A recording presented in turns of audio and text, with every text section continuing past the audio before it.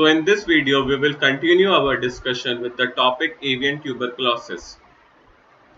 After that, the protrusions of the tubercles from the surface of the spleen gives an spleen irregular knobby appearance. अब देखो, मैंने आपको बताया था कि जो एवियन ट्यूबरकुलोसिस के केस में जो लीशंस होते हैं, आपको लिवर, स्प्लीन, इंटेस्टाइन और बोन मैरो में तो पक्का देखने के लिए मिलेंगे।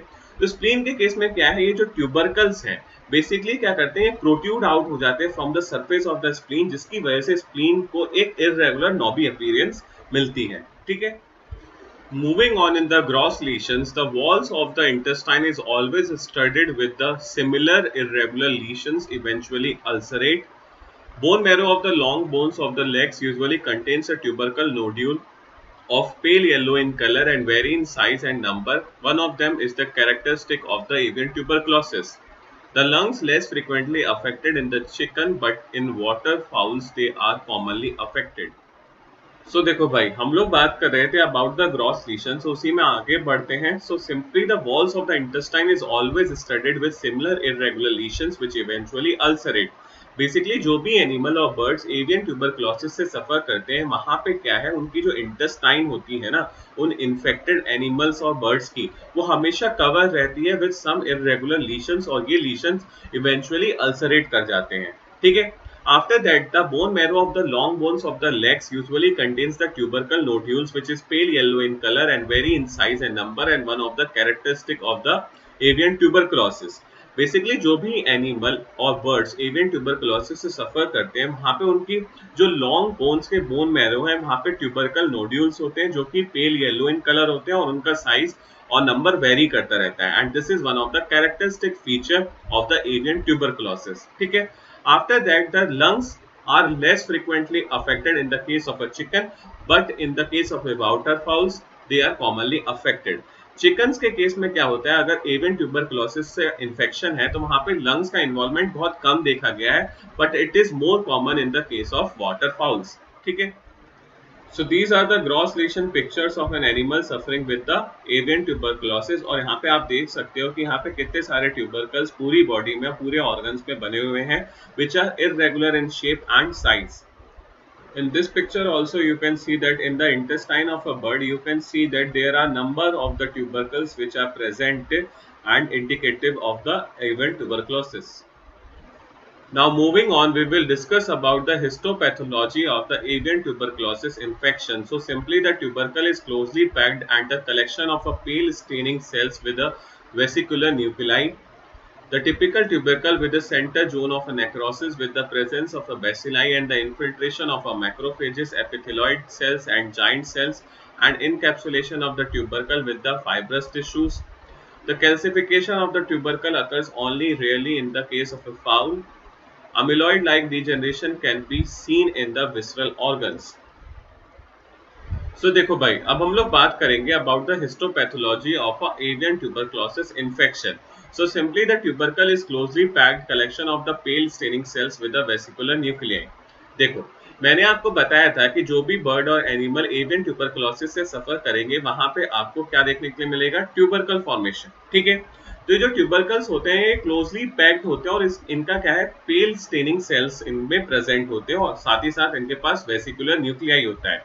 वेसिकुलर न्यूक्लियाई एक ऐसा न्यूक्लियस है जिसका सेंटर तो पेल स्टेन होता है, लेकिन इसकी जो मेम्ब्रेन होती है वो डीपली स्टेन होती है। ठीक है, after that the typical tubercle with a center zone of necrosis with the presence of bacilli and infiltration of macrophages, epithelioid cell, giant cell, and encapsulation of a tubercle with the fibrous tissues can be seen. अब देखो, जो typical tubercle formation है in the case of avian tuberculosis infection, उसका centre जो होता है वहां पे नेक्रोसिस होती है, साथ ही साथ वहां पे क्या होता है, बेसिलाई का प्रेजेंस होता है, और इन्फिल्ट्रेशन होता है डिफरेंट सेल्स का, लाइक मैक्रोफेजेस, एपिथेलॉइड सेल्स और जाइंट सेल्स का। और ये जो ट्यूबरकल्स है इनको इनकैप्सुलेट कौन करता है, फाइब्रस टिश्यू। ठीक है, after that the calcification of the tubercle occurs only rarely in the case of foul. अभी जो ट्यूबरकल्स है, कभी कभी कैल्सिफिकेशन भी इनमें यहाँ पे नोटिस करा गया है, यहाँ पे कैल्सिरस मटेरियल का डिपोजिशन होता है, which is very rare and can only be seen in the case of a fowl. After that, the amyloid-like degeneration can be seen in the visceral organs. Visceral organs के case में क्या होता है, वहां पे अमिलॉइड like degeneration होने लगता है। बेसिकली अमिलॉइड का डिपोजिशन होता है between the cells and the tissues.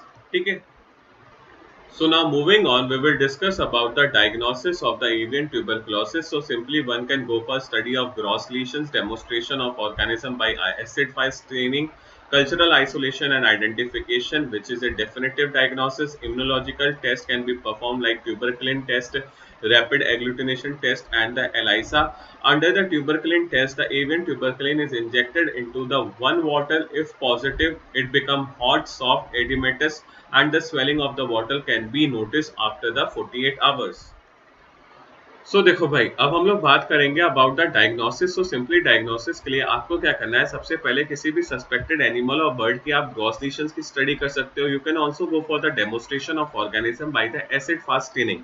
मैंने आपको बताया था कि जो माइकोबैक्टीरियम एवियम है, ये बेसिकली किसका पॉजिटिव एजेंट है, एवियम ट्यूबरक्लोसिस का. और ये कैसा होता है, एसिड फास्ट बैक्टीरिया. तो अगर आप एसिड फास्ट स्टेनिंग करते हो तो आप पता कर सकते हो कि वहां पे माइकोबैक्टीरियम एवियम बैक्टीरिया है या कोई और. ठीक है. After that, you can also go for the cultural isolation and identification, which is a definitive diagnosis.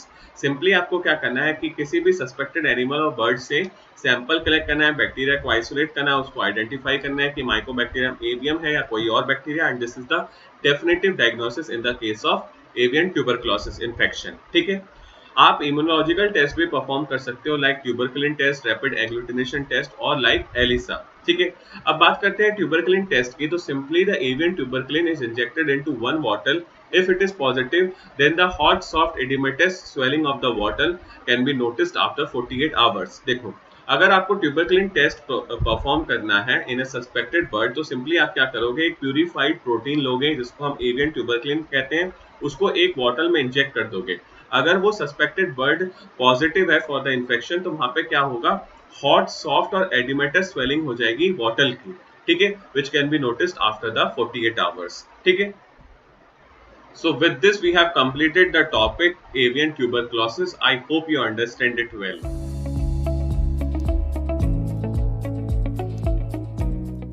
So that's all for this video. We will meet very soon in the next one.